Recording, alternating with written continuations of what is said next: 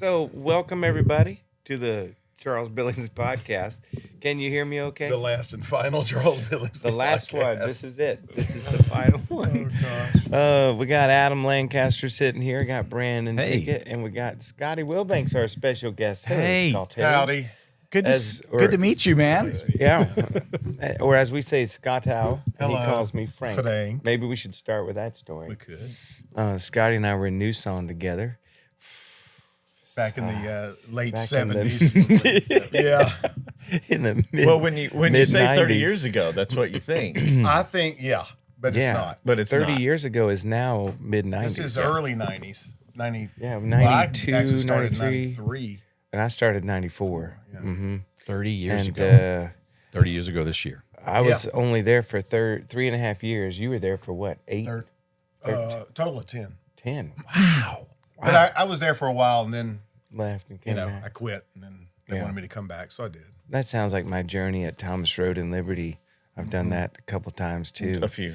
But So when did you start again with NewSong? I started in 93, but I was hired to be, at that time, NewSong was like 4 guys that sang with soundtracks. So it was like Southern gospel meets this new contemporary CCM thing, like Imperials, like whatever. But they hired me to be a roadie, to set up and tear down all the equipment. So you weren't But even he- playing. No. There were no instruments or anything. But it just so happens, because he was fresh out of the University of Georgia, Yeah. but it just so happens that he was this smoking saxophone player. And I don't think at that point they even knew you played keys, did they? I mean, they didn't really know much. They just knew, like I can pay him very little money, and he'll set all this up, tear it all down, learn how to drive the bus, learn how to set up the lights, run the lights. Yeah. And then they started using through- you to play music. Yeah. And still paid you very little money. yes, exactly. And that's my life story. So kids, stay out of music. Did you come to Liberty to do a concert in the 90s? Oh yeah, Well, yeah, Because you would we have been with. we were in the group together, and we were sponsored by Liberty. that's Okay. right. We were just talking about that driving in here. Oh, yeah. That back in '94, maybe '95, when Did we a were big sponsored. big video out on the football field. I've got a good friend who was here, and he always talked about this guy playing the saxophone climbing over the chairs. That would Yeah, be that me. would Thank be- you. yeah. That was you. Yeah. I finally met you. That was We Scotty. did it. I heard in about the- you. Oh, it's And the song It's would've not been- a myth, The kids. song, the song would have been Living Proof. Yeah, Leonard yeah. Ostrom would have been singing it, and Oh I'd have my been on gosh. stage as well. So yeah, because they went from 4 guys to 6 guys, who were all of us were official NewSong members at that point. And I ended up joining because I was opening for NewSong in Wagerville, Georgia, and for the Pogo Fest, huge deal. Big deal. Anybody who doesn't know what Pogo is, then you've missed out on it. Okay, I'm either too ignorant or too young. So what is the Or Pogo both. Fest? Oh, thank you. Go We need ahead. to have Scotty on more often. The Pogo Fest is it was a cartoon. Spell that, character. Charles, please. Pogo. Okay. It's thank people jumping around on FEST. pogo sticks? No. This was Pogo was a cartoon character that started in a local newspaper in Wagerville, and of course, Wagerville is pretty Massive. Massive. metropolitan area too. Metropolitan. But anyway, they have this festival every year celebrating this Pogo character, and they had NewSong singing, and they had lost Eddie Middleton, who was one of the original members, and they had me down there opening for them, and that night Eddie Carswell asked me if I would be open to considering, trying out for the group or whatever. Okay. Of course, I was 24 at that time, and I was a younger man. Scotty was younger. He was 23. And one thing leads to another. I ended up joining NewSong about 6 months later, along with another guy named Russ Lee. Oh, yeah. And Scotty and another guy named Leonard Ostrom had already been traveling with him. So Russ Lee and I, Scotty, Leo, and then the 2 guys that started the group back in 1981, Billy Goodwin and Eddie Carswell. So you were the veteran when he joined. I was the old man. Of at least a year. One of them. Yeah. Yeah, barely. I mean, gosh, when Charles came on, it was like, thank you, Jesus. Yes, somebody. Yes. So Scotty Someone and near I- my age within the decade. And Yeah. so that's what started the whole deal. We just ran around the country singing "Arise My Love." And the nice thing is that it didn't matter how bad the night went, as long as we did "Arise My Love," we were fine. Yeah. It's a fact. Yeah. I mean, it really didn't matter. No. And Scotty would be climbing all over church pews and everything, playing a saxophone. After they told me not to. That was always fun. Well, but 30 years later, people are still talking about it. Then there you go. See? They don't remember the song. Blast. They just remember you climbing over You got the to church. create those moments. But he is Moments. crazy. And we had an absolute blast on that. We had so bus much for fun. It's a 3.5 miracle we didn't years. get arrested. I mean, there's a few times where we probably could have been. Yeah. And it was all just fun. Like, you know, was. there was no alcohol, no No. drugs, no nothing. We're just being idiots. Yeah, we were young and fun. Scotty's an instigator of that. Not really. No. No. Okay, so Especially at truck so stops. Charles, give us the rundown of for those There are certain that things are, I can't share. I know, but for those that I may be signed an listening NDA. that don't know Scotty, and they're like, hey, okay, so they were in NewSong together. Like, give us the rundown of Scotty. Oh, well, Scotty is this immensely talented freak of a human being who doesn't just play saxophone for NewSong. He left there and went with this other little group called Third Day, who only ended up selling like 10 million records. And you were in Third Day for 14 years? Till 2018, I guess. So 2004 I guess to 15 maybe. 2018. Yeah. So 15. Okay. toured all over the world with Third Day. And did you did a lot of production stuff too, didn't you? That's some when pro- you really started diving in the production world. Yeah, I kind of was in NewSong, but also working on Third Day Records at the same time. And then, you know, they were like, man, you should jump ship. And I was like, I don't know. And just So that's didn't. how, so yeah, they but made anyway, a trade. We made a trade. Yeah. Yeah. Player to be named later or what? Yeah. Third round draft pick. Yeah. But yeah, so you shifted to Third Day and Yep. toured with them for 14 years. Yes, at least probably. Yeah. So tell me about that. I mean, like you and I, as long as we've known each other, have never really talked about the Third Day days. I mean, that's the crazy thing, because when we were doing the NewSong thing, you know, we were having hit songs on the radio, which was great. Yeah, we had. I mean, the new. I mean, song had People Get 17 Ready, the number first one- record people we get- did yeah, with the them. first record we did had 4 number ones. Yeah. Yeah. And then we did another record that had like 4 or 5 number ones. So we were at a spot, and DC Talk was a big band back then. And For Him was kind For of Him was also the big power vocal group. Love all those guys. Audio Adrenaline. And so when that was a moment in time where these big Christian music festivals were popping up, and they had to have people with hits to headline them, you know. And so we were one of those bands that would either be the headliner or opening for the headliner if it was DC Talk or somebody. And Third Day, I had heard about, because I live in Atlanta, and I would hear rumors from my youth pastor buddies like, man, there's this band we had at our Disciple Now. You should check them out, man. They're rocking. They kind of got like a Black Crowes meets Pearl Jam, you know, thing. And Yeah. I was like, okay, yeah, I'll check them out. So I heard they had a cassette out at the time, and I heard it, and Consuming Fire was like one of the first things I heard, and Thief was another song. I was like, man, this is really cool. And then Record was like a bus on the front. it was, that one. That one. Yeah. Yes. Wow. And You were what, 12? No, it was junior, senior. it's high something school? he read about in the history books. Some Yeah. The history of Christian Yeah. CCM. But anyway, you know, we would be headlining these festivals. Third Day would be playing, you know, at 2 PM on the side stage, and I'd sneak over and kind of in the distance listen to them. And of course, I love Southern rock music. That's what they were doing. And, you know, Mac had a cool voice. And next thing I know, I get married in 97. And then about 98, I get a phone call. This is before cell phones, you know, and all that kind of stuff. And it's my home number. And like, hello. And he's like, hey, man, this is, Hey, man.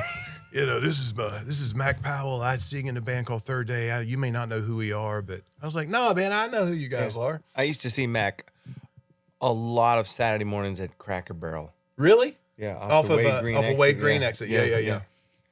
He's a Waffle House hold man on. now. That's random. Well, no, because we all lived in Woodstock. Yeah, we were and all Kennesaw. right there in that all area. of us lived in the same area. in the same And you area. just go to Cracker Barrel on Saturday morning? Yeah, with Shay. That was kind of a thing back then.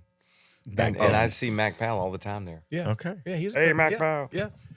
Anyway, he was just like, man, we signed this record deal because they'd kind of been an independent band, and we were getting ready to do a record with Provident, or I can't remember what it Yeah, I think it was One of the Brody. labels back But, then. And they're big in Leonard Skinner, the Black Crowes, all that Southern rock bands were a big influence. And I grew up, cut my teeth on all that. And he was like, man, I've seen you play. And, we want to do live in the studio band, rock band, 2-inch tape, and just create it all right there. And what do you think about coming and being a part of it? I was like, I am, man. And That was 98. That was the year after I left NewSong. yeah. But you were still in NewSong during all Yeah, I was still in NewSong for another couple of years. So you could do both. Well, I was helping make the recording recording with Third with Third Day, not touring at the Not time. touring. Yeah. Okay. Yeah. And then one thing leads to another, and you end up on the tour bus with them for years and years and years. Yeah. Y'all would draw big old crowds and sold millions of records. And then in 2014, the band disbanded. Well, 2018. 2018. We did our Okay. the farewell tour with the band was in 2018. Wow. Yeah. Okay. And then after that, of course, all the while you're producing records. Like Yeah. I remember, Building 429 and a bunch of Well, these people. I didn't really do building. I did other rock bands, but I was doing developing artists for about a decade. I'm doing, a lot of bands because bands were really popular back then. I wish they were now, but just, times have changed. But anyway, I was doing a lot of bands, started to have some success, accolades, blah, blah, blah. And that kind of helps build the production world. Yes. Yes. Yeah. So, And one day you get a phone call from yeah. So the country world.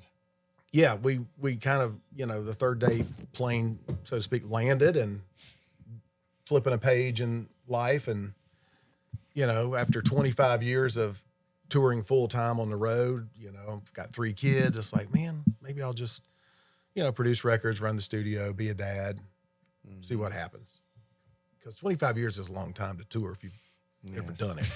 Yes. Charles, do you know Yeah. what he's talking about? You know my pain, my beautiful pain. 33 years now. Yeah.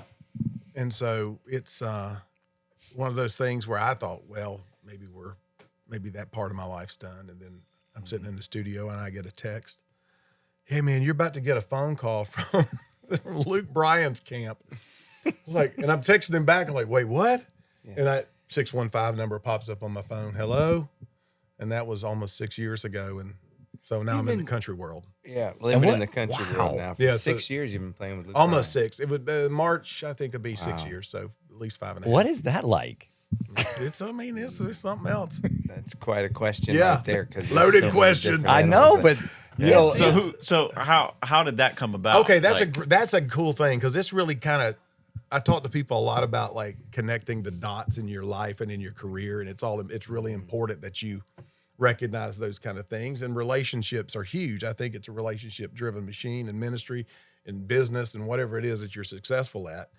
And we had a incredible guy named Brian Willis that worked with Third Day for 10 years as a guitar tech.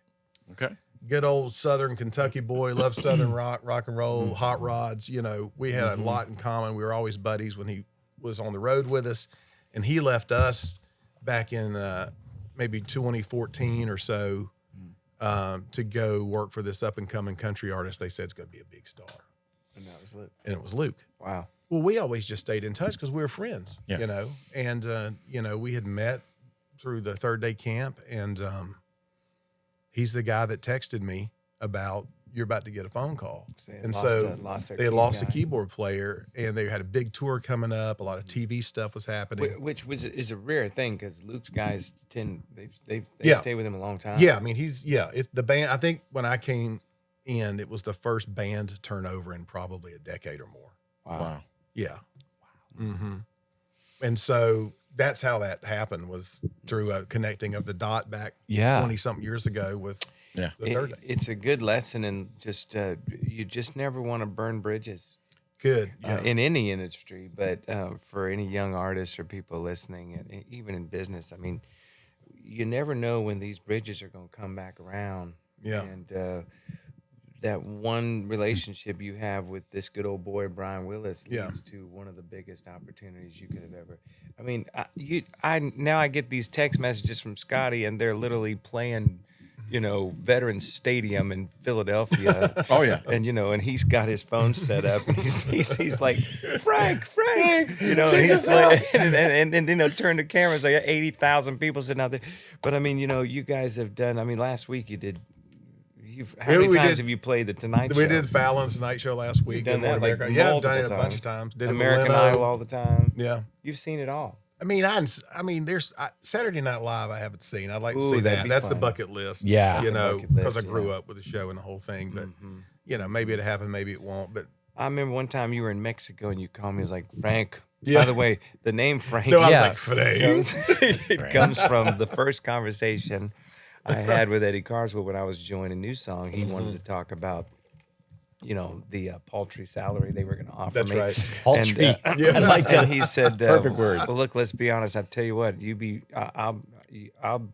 be Frank and I'll be Ernest. And I said, okay. And since that day, he called me Frank. And it so stuck. everybody It was in amazing. NewSong It called totally me stuck. Frank. It was awesome.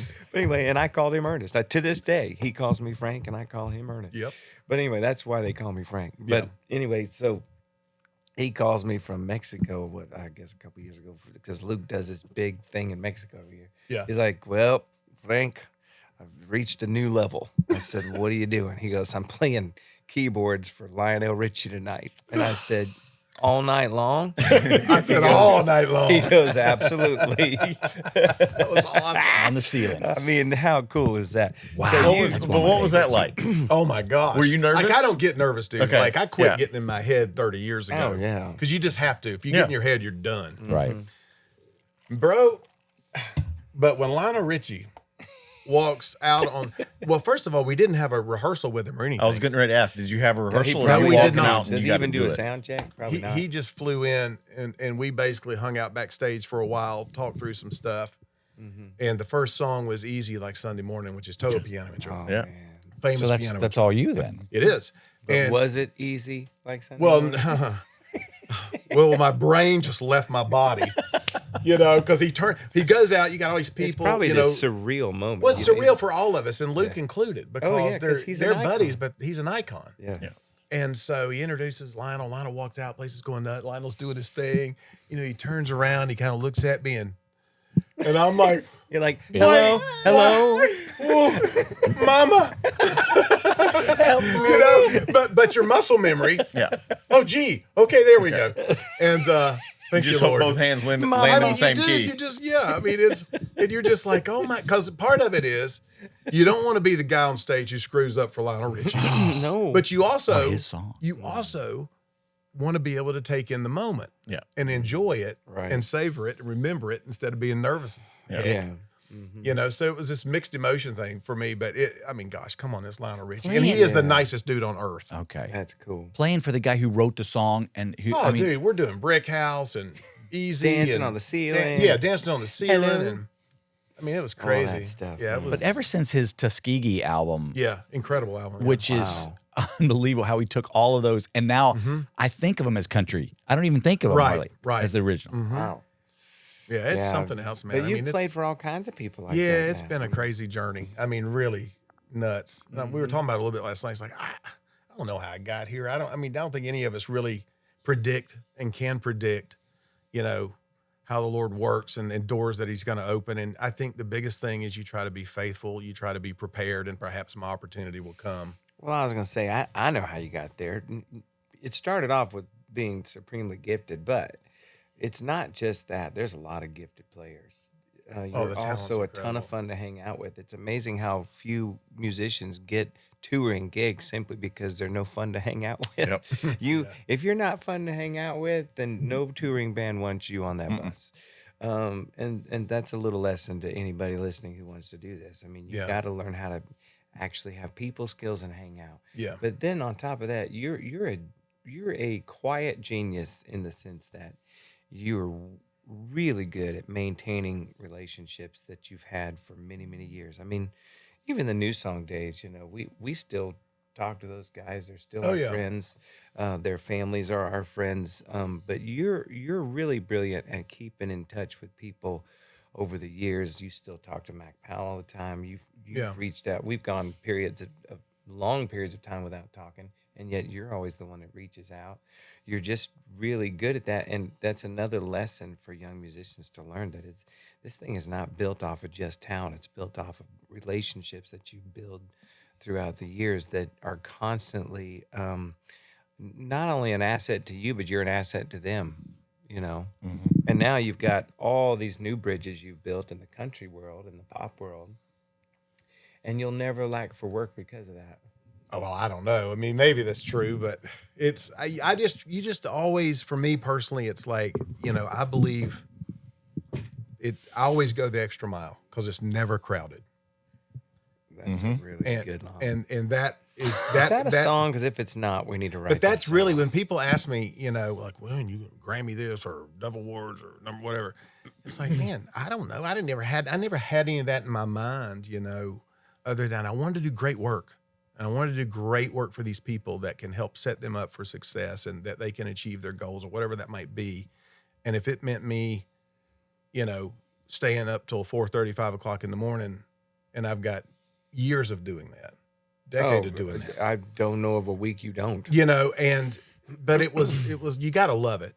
But I just think, man, because it's like do unto others as you want to do unto you, It's like I want to go the extra mile for people because I would hope they would want to do that for me, which isn't always the case. Which is why I've always wanted you to produce songs for me, but you were never available because he's like, but like we finally got this song we're doing right now, which is a remake of Kenny Loggins' "Celebrate Me Home." It's a little Christmas tune we're doing, but just having, and it's funny because after all these years, this is the first song you've ever produced for me. Yes, it is. Wow. And the thing that I've noticed about you more than any other producer I've ever worked with is how, what you just said, how you've gone so far down the road on the extra mile, making sure that the demo was just right, that everything was just right, that, I've never had anybody check on me 18 times. Are you sure about what do you think? Like, is the key good? What do you think about this thing being in 4/4?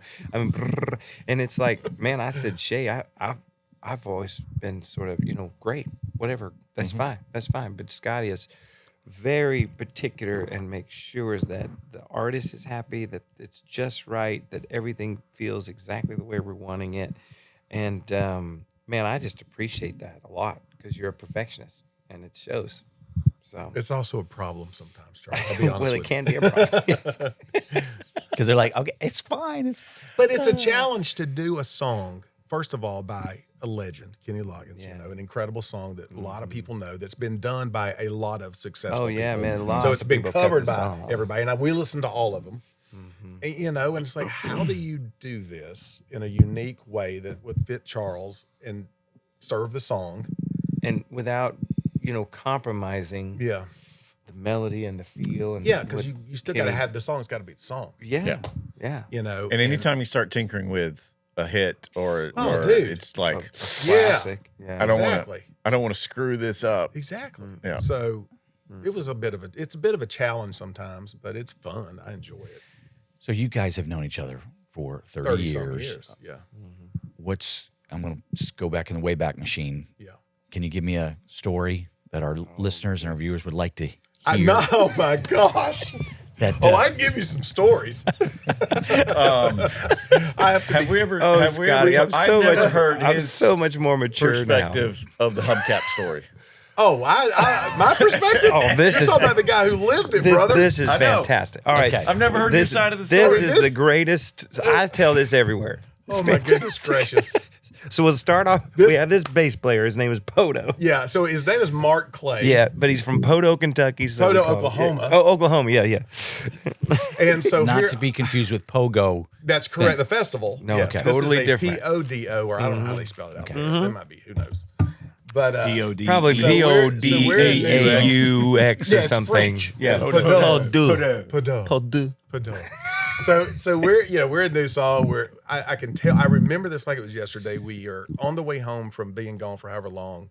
We stop at a truck stop. There's another bus there, and we're like, I wonder whose bus that is. Oh, that's interesting. So we go in there, and there's some. You can tell. Okay, whoever it is, it's those guys. Yeah. And I think I said something like, "Is that y'all's bus?" "Well, yeah, but we wish it wasn't because it's broke down." I was like, "Well, where are y'all trying to get to?" "Well, we live in Atlanta." "We do too." "Well, who are y'all?" "We're NewSong." And they're like, "Who?" No. By the way, we did that with 38 Special one night. Oh, yeah. too. Remember Yeah, that? we've had fun with lots of people like that. We were at the fair doing a fair concert, and we run into 38 Special, and they're like, "Hey, man, can y'all give us a ride back to our bus?" We're like, Sure. So we're riding the bus with more of a 38. taxi service. Hold on, than loosely. anything. Hold on loosely. Hold on Yeah, loosely. yeah, hold on. You guys hold on loosely. It was a blast. I mean, it was a blast, man. We got 38 Special on our bus, and we're just hanging out with them. Yeah. Anyway, sorry. So anyway, they're like, yeah, we're this Southern gospel group called the Nealons. Okay. And Mark was playing bass. So anyway, the guy said, "Hey, man, a couple of our guys really need to get back. Could you take a couple of them and the rest of us stay here?" One of them was Mark Clay, who was the bass player. So I'm going to make it fast. So he gets on the bus, and I'm just sitting next to him. It's 2 or 3 in the morning, whatever. Everybody else is kind of in the bed, and he's like, "Man." I always talk like him when I talk about it. He's like, "Hey, man." Which, by the way, he actually ran for Congress last year. I He mean, did. he's a sharp guy. amazing. But anyway, Yeah. He goes, "Hey, man, I mean, I don't want to be weird or nothing, but like, I'd love to get out of Southern gospel and get into like contemporary." yeah. I was like, Yeah. "Really?" He's like, That's kind of how we talk. "Yeah, man. I Hey, mean, man. I was like, well, I think we might be looking for a bass player. We're kind of Because our guy, Mark becoming a Childers, band. had kind of left, and he Yeah. was now in the country world, had married a girl named Karen Fairchild, Yep. and they were a little big town. Now Mark is the MD for Carrie Underwood. Underwood. So anyway, It's we're all connected. yeah, It's it's crazy. a one big ancestral family. So, long story short, I'm like, "Dude, let me have your number," and we were going to have auditions because Mark Childers was leaving. And so I reached out to him and he gave me a cassette tape. This was how you gave audition yes. back Yeah. Oh, yeah. And I put it in and I'm like, good Lord, this Yeah, kid the boy is can play. ridiculous. Yeah. I mean, it's like a solo bass album he had done. Way more than we needed. Yeah. And so anyway, he gets the gig. He's our bass player. It's the first weekend out. We come home. We park the bus at this church in the back parking lot, and the rule was last person off the bus, just turn the thing off, lock the door. Yeah, Make sure because the we'd run the generator's turned generator off. because, and some guys we'd get in at like 4 a.m, but they'd sleep till Yeah, 10 sleep or till- 11 in the morning. Yeah. Well, I get up and I'm like, I think our drummer's still, and the drummer gets up. Yeah. And it didn't take us long to, if you're in the group, if you spend 4 or 5 days on a road with a guy, we're pretty comfortable. We're pretty each other. comfortable around each other. I mean, you just get that You way. have to, You're yeah. living 2 feet from your, And I mean, Charles used to roll over across the hallway to give me hugs into my bunk. It's like, what are you doing, bro? Get away. Like, dude. That's not true. It's not true. It's kind of true. Okay. Anyway, We'll let that go. I'm kidding. So anyway, we get up. I go, me and the drummer getting off the bus, and we're like, is the bass player guy still on the bus? Yeah. Yeah, I think that's his car. Should I get him up? Nah, just let him sleep. All right. So we closed the door, and he had a white Mitsubishi Eclipse with little sport white hubcaps. And I'm like, I had a Blazer at the time. I said, "Hey, hold on, man. You got a screwdriver?" He's like, "Yeah, hold on." Talking to our drummer. To Jack the drummer. Yeah. Give me one. What are you gonna do? Just give me a screwdriver. I go over and I pop off every one of his daggum hubcaps. It's all of them. His car just looks ridiculous at this point because it was built around these hubcaps. And so we take the hubcaps, and we were supposed to get back on the bus 2 days later. Yeah. They were doing all this road construction in front of this church, so we all get on the bus. He's late to bus call. Mm-hmm. We don't have cell phones at this point. We can't call him. We're just waiting. We just wait. A few minutes, 10 minutes, 15 minutes go by. He eventually pulls up, but I didn't say anything to really anybody else about the fact that I stole his hubcaps. I'm just going to see what happens. He pulls in, gets on the bus, "Sorry I'm late." It's cool, man. Road construction. Yeah. And one of the guys goes, "Your car looks weird without your hubcaps." And he's like, "I don't want to talk about it." He's like, what happened to your hubcaps? What happened? He's like, "I went off first weekend with y'all and come back and somebody stole all my hubcaps." He goes, I'll tell you right now, I guarantee it was the road workers up there in front of this church come down here and stole my hubcaps. He is just going off, man. He's convinced it was the road workers. So I, as the days go on, he still won't let it go. I mean, he's just like, dude, I can't believe it, man. Those are like nice hubcaps, blah, blah, blah. And I finally go, dude, have you priced them out? He's like, yeah, they're like $800,000. I was like, dude, my cousin owns a junkyard. Have you tried a junkyard? He's like, no, I just moved here. I don't know about it. Well, hold on a minute. When we get to the hotel, I'll call my cousin. So I fake a phone call to my cousin Mark, who owns a junkyard that doesn't exist. And so long story short is, I'm like, dude, he's got them. How's that possible? That's impossible. Like, he's got those hubcaps. Yeah. He's like, what's he want for him? I was like, hold on. What do you take for him? What do you take for him? He's like, I don't know, $250. I was like, $250. He's like, hey, Mark, give me a break, bro. We're cousins. Let me give you $150 for him. Okay. He'll take $150. Great. So I'd say, okay, when we get off this trip, I'm going to go back home and I'll get them for you, and you just pay me back. So long story short is, I sold him back his own hubcaps for $150. And he was so grateful. He couldn't believe they fit. Bro, the best part is when I gave them to him. It was like a kid at Christmas. He was like, oh my gosh. And he looks at him and he goes, wow, these are nicer than the ones I had. And we let that go for 10 years. Yeah, 10 years it went on. An entire decade. And then we like, hey, bro, just to let you know, we stole your hubcaps and sold them back to you for $150. And I'll just end it right there. Yeah, because he went on a little tirade after that. Oh my God. But, did you give him his $150 back, Scott? No. By that time, I'd paid him so much money to play on all these records through the years. Yeah, he made up for it. Back. He made up for it. That's just one little example of all the goings on that took place on that crazy bus for we had for so NewSong. much fun. It was a lot of fun. Well, it was like, and Charles said this last night at dinner. It's like, it was really like we're going to school. Yeah. Because we're early 20s. We didn't know what the heck I we were doing. I didn't know nothing, man. No, I come from the country. It's like, I never seen I never even hardly been to Atlanta. But that's where we learned how to handle the road, be on the road, do the thing, because we were setting up all the production too. We'd get places, we'd set up all the lights and all the sound. No, one time I was setting up the lights, an idiot here pulled my pants down, and I had lights in my hand, and I couldn't reach down to pull up my pants because I'm holding the dang light. It was awesome. It was so awesome. I love that. So Scotty, you'll appreciate this. One of my favorite things. Years ago, probably 15 years ago, it was Easter. And we're going to have NewSong here at Thomas Road. And they're coming in overnight from somewhere. Okay. So it's Easter. Of course, they're here to do one thing. Arise my love. Yes. Yes, yeah, sir. that's it. So I went to college with Matt, Billy's son. Good one. Yes. Yes. And so I texted him, which his nickname at the time was Fatty. So I'm like, hey, Fatty, send me your stems for Arise My Love. We'll have everything locked and loaded. He's like, great. He shoots me a link. I open it up, and it's a 2-track, and it's the TV track. Like it's the full thing. Yep. Everything but the lead vocal. So yes. So I write back. I'm like, hey, bro, you sent me the stereo track. Yeah, I want the stems. Yes. He responded like all caps, bro. This is what we use every they night. Played on top we of just it. play on top of it. We had no stem. Now, we did on other songs, but that one there was there was none. No. Yeah. Well, apparently it worked because everyone loves it. Well, it sounded huge. I'll tell you that. It was huge. It was huge.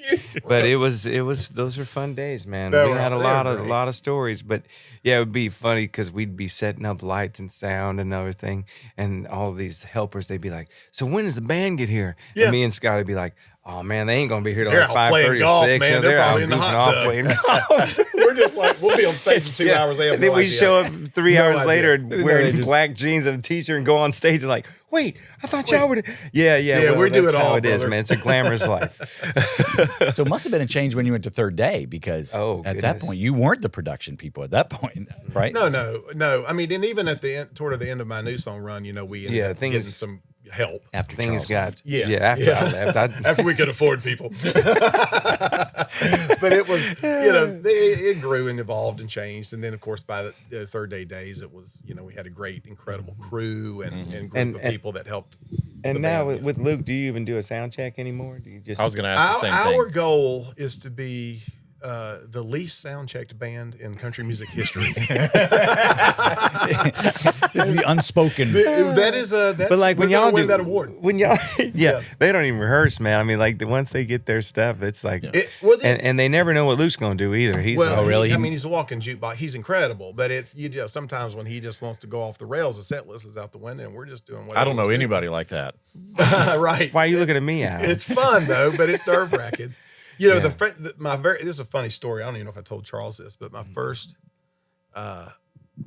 Luke show was I had gone to Nashville to meet Luke, management, the band, and played a couple of songs. And on the way back to Atlanta, the manager called, and she was like, "Hey, how'd you feel?" And I was like, "Great." It really was like, man, this is my long lost brothers. This feels great. As a player, this. Mm-hmm. Is it going to work or it's not going to work? Yeah. It worked. We love you. We love you. I love y'all. It was great. Blah, blah. And she goes, what about doing a show? I was like, okay, yeah, I'm into doing a show.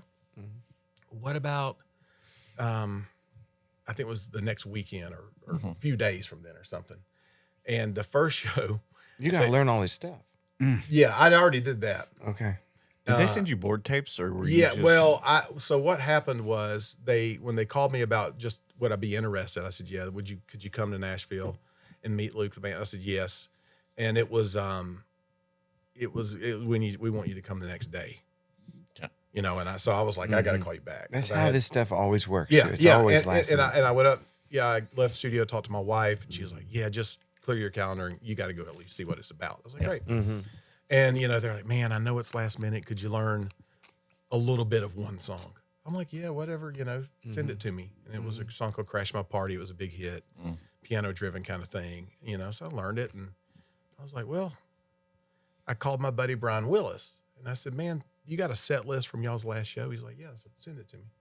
So I just stayed up all night and learned all the rest of the songs. That sounds like you, and that's what I'm talking about, going the extra mile. So when I showed up, to run this one song, I was like, we can do some other stuff, and we ran 3 or 4 maybe and had some fun. And the guys were awesome, great players, great band. And anyway, I ended up doing a show. Well, they fly me to California, and it's Stagecoach, which is the country version of Coachella, which is 90,000 people. And I'm thinking, okay, that's a lot. Yeah, that's a big show to start with. We'll do a sound check and probably get a rehearsal. Oh, no. Nope. There's no sound check. There's no rehearsal. Nope. And as you know, record versions of songs and live versions of songs can be two totally different deals. Mm-hmm. And so it was like, my gosh. But these guys are pros. They're amazing. And they had been a band together for a long time. And so it's like, man, I'm just going to watch the drummer, watch the bass player, watch everybody's head bobbing or stopping or where we're cutting off and how we're in, And man, we did it. First show, no sound check, no rehearsal, 85,000. Wow. Yeah. And boom. You were on high alert, though, I bet. Dude, I'm like. They have to stay on high alert every night because they never know what Luke's going to do. Yeah, well, Charles came to see us during the Vegas residency, and I think it went off the rails a little bit that night. Maybe, I don't remember, but it's fun. It is fun. And Luke that's what loves makes to have fun, which that's is what makes great. Doing live shows so fun is the unknown. But with Third Day, we would not do. It would rarely go off the rails. It was pretty. And a new song, if it did go off the rails and was successful, then it was on the rails for the rest of our lives. That is correct. Which is how a lot of what we did. Like one night when I stage dove into a crowd because we had this massive crowd. Well, then from that point on, I got to do a stage dive every night. And I'm like, well, there's nobody out there. There's nobody out there to dive onto, Eddie. I'm going to crash my. Well, that's okay. Just jump. It doesn't matter if you hurt yourself. You'll still be able to sing. Get over it. So you'll appreciate this. A couple years ago, one of my good friends is with Toby. Yeah, they had a what's that? Which guy? Keith. Oh yeah. Keith Smith. Yeah. So Keith calls me. It's like Tuesday. He goes, "Hey, our guy can't play keys this weekend. Any chance you can come to Pigeon Forge and do it?" And I'm like, "Bro, you're the concert for the conference we're already at." We were already there. Oh, perfect. Yeah. So he goes, "Okay, I'll send you a Logic session." I'm like, "Okay." So anyway, we had a couple dates in front of that. So he sends me a Logic session, but I don't have I'm not in planes where in cars where I can just go through the Logic session. So I just start pulling up songs on Spotify, making charts, and then we'll cross reference. Anyway, we did a sound check. We ran through a few things, not the whole thing. And then we get into the show, and no one told me, and I just do number charts. That way I'm fine regardless. No one told me that we do this one song, Half Step Lower, live. Oh boy. Oh man. And so that chorus hits, and it's got a strong piano part, and I lay into it because that's what I'm there to do. And there it is. Bum, bum, bum, bum, bum, bum. It didn't take you but a split second to figure that one out. But that's the thing that's so great about it, y'all. It's so quick that you notice it, but nobody else does. So We're all just flying by the seat of our pants. Man. Me too, It's included. just like, goodness. But that's what makes it fun. And man, I mean, we could talk forever about all this Yeah. stuff but we got a song to record, Scott. We do. But we do have one question that we always ask. Yeah, every I guest. think it's appropriate for Yeah, Scottie I because do. you've done just about all there is to do in the music industry. Been nominated for every kind of award and won all kinds of awards and everything. But if there was one thing left to do in your career, and it doesn't have to be music, that if money wasn't an object, if time wasn't a constraint, if you had the resources you needed to do, what would be the one thing you would still want to accomplish in your life that you haven't done yet? A vacation. A vacation. You're such a goober. I've heard about it. I thought it was a myth, but people actually do them. The last one you took was to Vegas with Shay and I. That's when That was it, Dee Dee yeah. lost her wedding ring. Oh my gosh, let's don't talk about Okay, let's not talk about that. So That's I his don't wife, know, by man. the I way. mean, gosh, I just so blessed to, If your career ended today, I think you'd probably feel pretty fulfilled. oh man, I mean, I never knew any of this was ever gonna, I just was a redneck country boy going, I mean, maybe something happened. I don't know. I didn't come from a musical family or anything. My daddy was a meat cutter. My mama vaccinated chickens at a chicken plant. So, Wow. no musical. A lot of animals in that. A lot of we grew up on this little farm thing, and so all this is like a dream come true. All this is like fantasy world to me. It's like, wait, what? What? So I mean, if it ended today, I'm like, wow, that's amazing. If it did end today, what would you do? Is there another world of interest? Get out of music. What would you do if you didn't have music? Okay, that's a good question. I probably just travel around to like little towns and review like barbecue joints and country cooking places. I like that. That's fantastic. Like a food. You could be the next guy. Like Guy Fieri. Guy Yeah, Fieri. yeah, Guy Fieri, yes. Like I've got ideas for shows. Do you? Yeah, I would chase because I love doing something like this where you meet people and you're like getting their stories. That'd be fantastic. And then you could do your music in these places, like show up and start and like just throw a band on the Yeah, stage. there you go. That's and exactly do this it. thing. That's exactly and it's it. like this Yeah, impromptu. so that like something just fun where you're just traveling. I'm still moving Oh, around you'd a be little fantastic at that. You know what I actually. Call mean? it the You're rock hanging and out roll. with folks. Call it the Rock and Roll Road Show. Yeah. Rock and roll road trip. The Yeah, rock and so, roll. if you're out there and you want to talk about this, you've got a TV company, let's do it. It's going to be awesome. And It'd be I can huge. set up the lights. Just don't pull my pants down. Yeah, don't worry, I won't. Oh my Don't God. guarantee I love it. things you can't guarantee that. No. I won't guarantee that. No.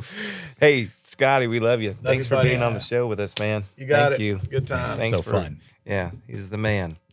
Go out and see him sometime on tour with Luke Bryan. I think you would love it. He's the big stud standing behind the keyboard. I'm the guy in the way back. The way back. Yeah, country music puts the keys player like, Yeah, the way keys- back. you're just good to be on stage, bro. That's right. That's right. That's awesome. All right, signing off. Join us again next week for the Charles Billingsley Podcast.